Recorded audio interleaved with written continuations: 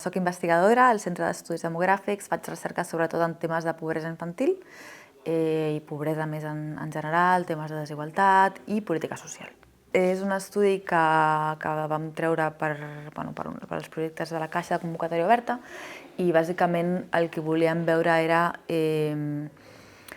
Sabem que a Espanya tenim unes taxes de pobresa laboral relativament elevades, el que no se sap tant és què és el que causa, quins són els processos per als quals les famílies o les llars entren en aquestes situacions de pobresa o en surten. I llavors l'estudi el que hem fet és fixar-nos en aquestes transicions, els processos d'entrada i de sortida, si és perdre la feina, si és tenir fills, si està relacionat, per exemple, amb canvis en accés a prestacions, coses així. A la pobresa laboral ens referim a llars que, malgrat tenir una persona o més en treball, que treballa, i que treballa més de la meitat de l'any, o sigui que treballa regularment, que tot i així són pobres. I llavors això és com un tema que és importantíssim, perquè a vegades pensem en pobresa com una cosa extrema, de gent en situacions d'extrema vulnerabilitat, que no treballen, que potser estan al carrer, etc.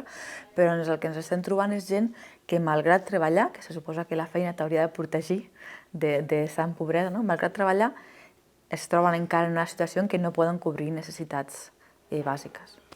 El col·lectiu principal són realment famílies, o sigui, llars amb un o dos, o sigui, amb un treballador, però poden ser un o dos pares, o sigui, monoparentals, o amb dos pares, mares, on una persona treballa, pel que sigui. Això pot ser perquè l'altra persona ha perdut la feina, o pot ser perquè l'altra persona està fent tasques de cura, o pot ser perquè hi ha una persona que està en una situació de discapacitat.